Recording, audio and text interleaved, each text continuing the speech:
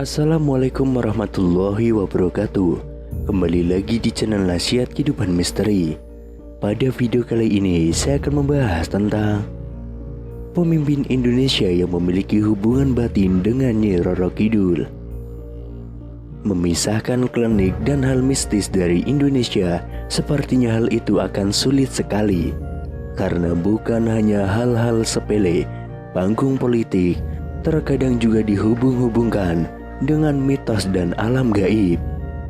Ada pejabat yang memang mengakuinya dan secara terang-terangan menunjukkan hubungannya dengan alam gaib dalam bentuk benda-benda keramat, azimat, maupun dalam bentuk aktivitas spiritual dan pertapaan di tempat keramat. Ada juga tokoh-tokoh pemimpin Indonesia yang diduga memiliki hubungan batin dengan sosok mistis penguasa pantai selatan, yaitu Nyi Roro Kidul. Bahkan peristiwa pergantian kekuasaan seringkali juga dihubungkan dengan restu dari sang nyai. Lalu siapa sajakah pemimpin Indonesia yang konon memiliki hubungan batin dengan Nyi Roro Kidul? Yang pertama, Presiden Soekarno. Para tokoh supranatural banyak yang mengakui bahwa hampir semua penguasa Indonesia memiliki hubungan batin dengan sosok Nyi Roro Kidul. Tidak terkecuali Presiden pertama Indonesia, Soekarno. Sang proklamator Indonesia tersebut memang besar dengan budaya Jawa. Ia bahkan juga mempercayai ramalan-ramalan kuno seperti ramalan Prabu Jayabaya tentang datangnya bangsa asing berkulit kuning yang kemudian disamakan dengan kedatangan Jepang. Hubungan Soekarno dan Nyi Roro Kidul mulai menjadi perbincangan publik sejak lama. Apalagi saat Soekarno mencetuskan ide pembangunan Samudra Beach Hotel di Pelabuhan Ratu, Jawa Barat. Sebagian orang menilai keinginan Soekarno sebenarnya adalah membangun tempat untuk menjalin hubungan dengan Nyai Ratu. Menurut beberapa sumber, Soekarno memang kerap kali menyebutkan nama Nyi Roro Kidul di beberapa acaranya. Salah satunya pada pidato di Istana Merdeka yang berlangsung pada 17 Juni tahun 1959. Dalam acara itu, Soekarno sempat menceritakan bahwa sejak era Mataram Islam ada sebuah tradisi yang menyatakan bahwa seorang raja dapat menjadi orang besar apabila menikah dengan Nyi Roro Kidul. Lalu dalam acara Musyawarah Nasional Maritim yang digelar pada 23 September tahun 1963, nama Nyi Roro Kidul juga kembali disebut. Soekarno menggambarkan bahwa Indonesia bisa menjadi negara yang kuat apabila berhasil menguasai lautan. Kepercayaan bangsa Indonesia bahwa seorang raja Indonesia hanyalah bisa kuat jikalau kawin dengan Nyi Roro Kidul. Lantas saya ceritakan itu sekedar satu simbolik. Arti yang dalam ialah bahwa hanya jikalau sang raja, sang ratu, atau kerajaan atau negara itu kawin dengan laut, barulah bisa menjadi suatu negara atau raja yang kuat, kata Soekarno.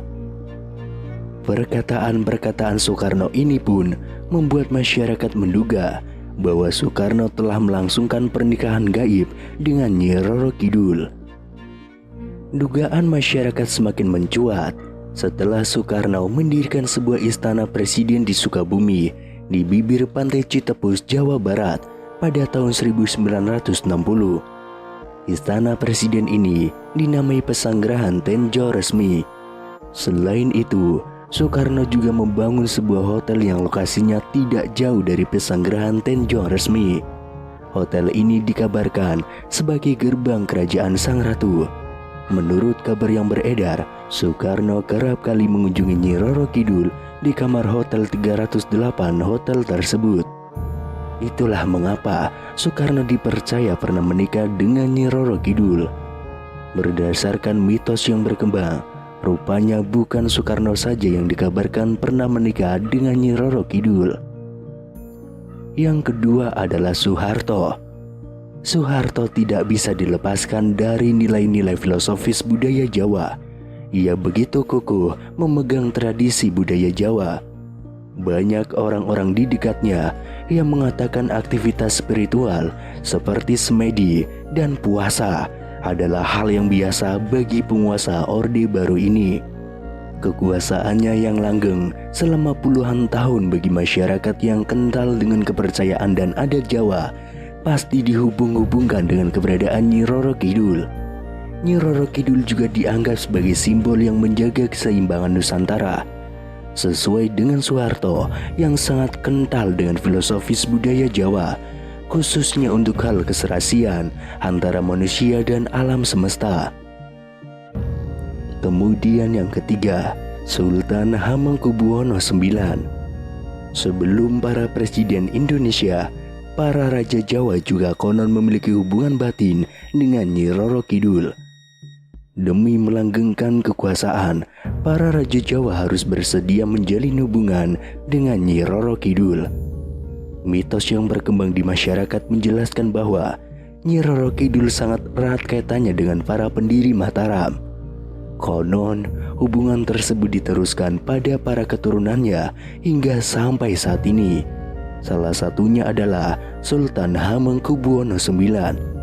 Sultan Hamengkubuwono IX bukan hanya seorang raja, tapi dia adalah tokoh perjuangan Indonesia yang pernah menjabat sebagai wakil presiden Indonesia. Sultan Hamengkubuwono IX pernah menceritakan pengalaman spiritualnya bertemu dengan Nyi Roro Kidul. Makhluk gaib tersebut digambarkan dengan wujud wanita cantik saat bulan purnama dan digambarkan sebagai wanita tua di waktu yang lain. Kemudian Presiden Joko Widodo. Presiden Indonesia Joko Widodo juga tidak bisa lepas dari mitos Nyi Roro Kidul ini. Pribadi Joko Widodo yang juga berasal dari Jawa membuat masyarakat jadi menyamakannya dengan Soekarno dan Soeharto dalam hal kedekatan dengan sosok gaib Nyi Roro Kidul. Publik sempat heboh dengan isu-isu klinik yang memberitakan bahwa pasukan Nyi Roro Kidul ikut mengawal Presiden Joko Widodo saat pawai mengendarai kereta kencana setelah ia resmi menjadi presiden. Di lain pihak, ada juga masyarakat yang memandang berita tersebut hanyalah sebagai isu untuk memperkuat kepemimpinan Joko Widodo. Itulah keempat pemimpin Indonesia yang konon memiliki hubungan batin dengan Nyi Roro Kidul. Adanya sosok gaib penguasa Pantai Selatan tersebut memang hanyalah sebuah mitos dan belum terbukti kebenarannya. Tentu, setiap orang memiliki kepercayaannya masing-masing, terutama soal hal-hal yang berbau mistis. Lalu bagaimana dengan Anda sendiri? Percayakah dengan mitos tersebut atau tidak? Silahkan tulis di kolom komentar.